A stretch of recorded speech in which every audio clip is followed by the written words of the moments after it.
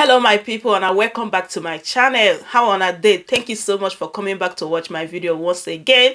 So before we go into today's video, if today is your first time, please don't forget to subscribe to my channel, like this video, share it so that other people can see it and watch it as well. Okay, so recently you guys know that we have been hearing about Peter Obi being detained and interrogated at airport in London. Okay, and after that event, because Peter Obi did not disclose this to anyone, it's like after 3 days we start hearing about it here on social media. Okay, and after then we'll start seeing all these fake pictures that be circulating like all over the place, where Peter Obi was with the chairman of Nigeria in diaspora, how she helped Peter Obi and the others. So we really don't know whether that was fake until when they start bringing different pictures that they use to do the Photoshop. Okay, that's when we knew that it was all fake. After that, we had that UK government, render apology for Peter Obi for everything that happened. So all this have been happening. We don't really know if all these things are true or not, because Peter Obi have never come out to say anything about it. You guys know who Peter Obi is. Before Peter Obi can come out and put mouth for any matter, you know that matter is very, very important. So most of the fake news and all those news they are talking about Peter Obi will just ignore it. Okay, that is who Peter Obi is. So today, one of the Labour Party spokesperson is here to clear the air, to tell us what really happened, if all those things really took place. So I would love you guys to stay tuned. Let's watch it together and see what she said about all this matter. All right, so let's go straight into it. What are the issues? Is Peter Obi, the candidate of your party during the presidential election, being hounded by the federal government of Nigeria? And could you tell us in precise terms what actually happened to him at the London airport when he was interrogated, and as we heard, when he was detained? Is he out now? Is he back in Nigeria? And what was his offense?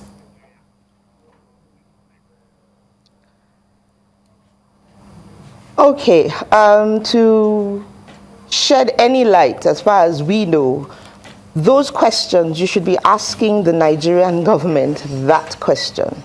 They're the ones that have the answers to why his international passport, if at all, could have been cloned. They're the ones that have the information and the national identity card processing that even happened. So who has access to our database, in our passport offices, in the national database? Who has access, if not the Nigerian government? Because it's very strange to Nigerians to wake up in the morning and hear that His Excellency Peter Obi's identity has been cloned.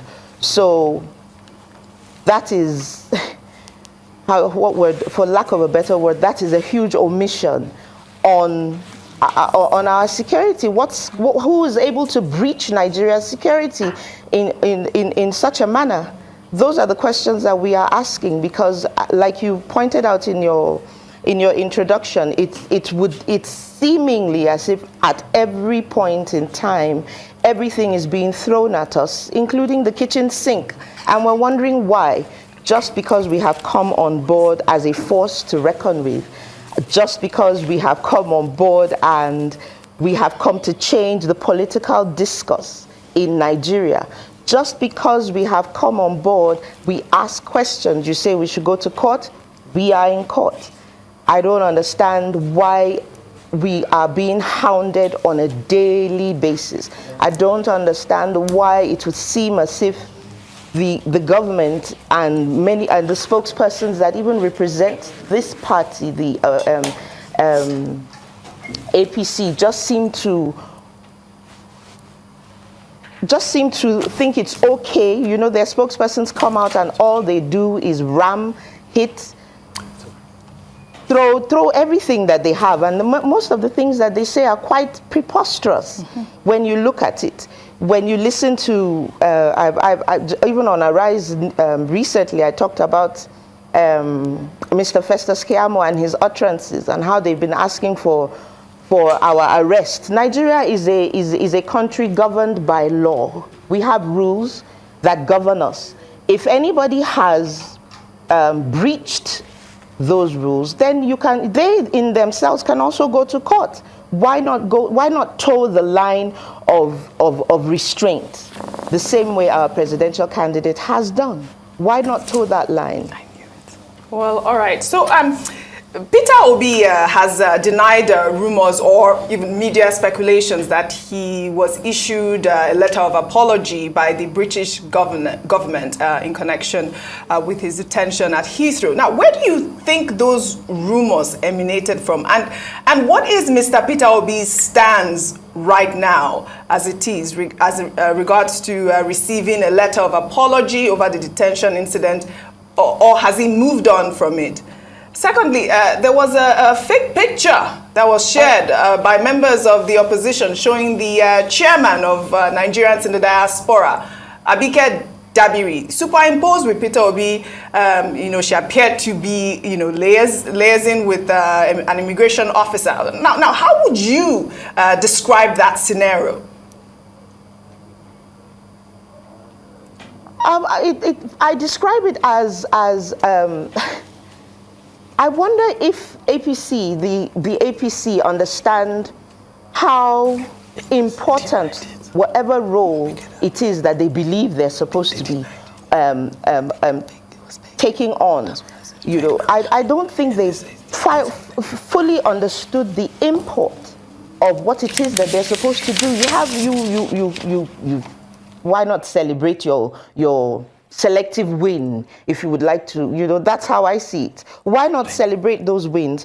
Why are you attacking? And I'm very glad that you mentioned a superimposed meme that kept going on around those photos of Abike Dabiri with Peter Obi. Why go so far to tell lies and foment trouble when there is none? Foment trouble with people who aren't making trouble with you.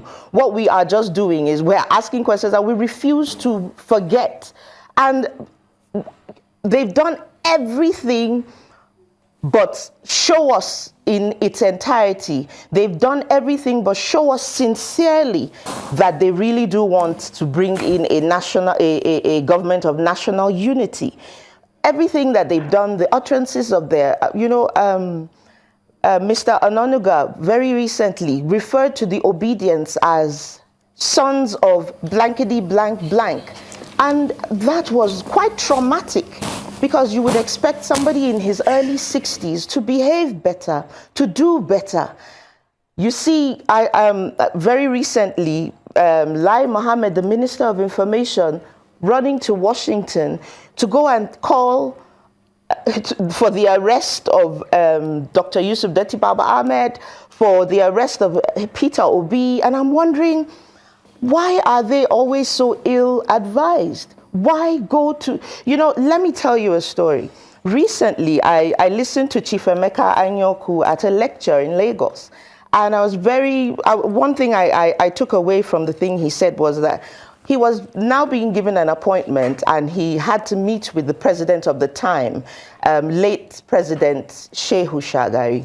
And he said that the president said to him, I know that you have been always speaking against my government, and and he said, let him take a leaf from Winston Churchill, where he said, Winston Churchill said, every time he was abroad, away from home, he would always, restrain himself from speaking against his home government. He would not speak against the British government in any form or fashion.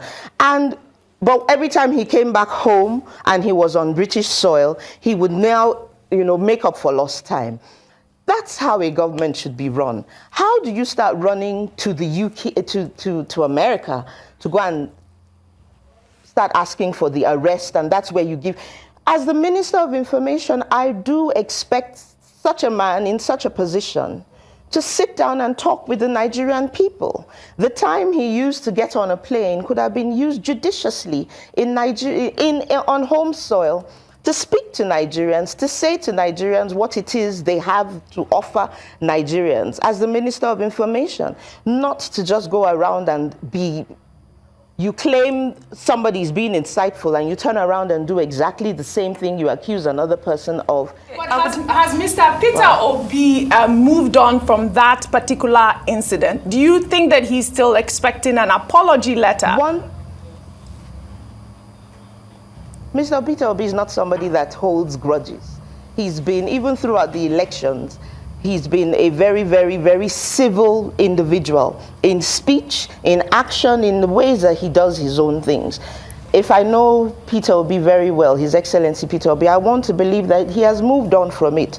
If there's anything to be held against, he's the sort of person that, like, he obeys the rule of law. And we always say that with a lot of pride. He's not a vindictive character in any shape or form. There's no rhyme or reason why, if the British authorities have good reason to have wanted to check his passport because somebody was cloning it or somebody had cloned it, I doubt if there'll be no reason why he won't move on from such an unfortunate incident. He's a great man. He's a good man.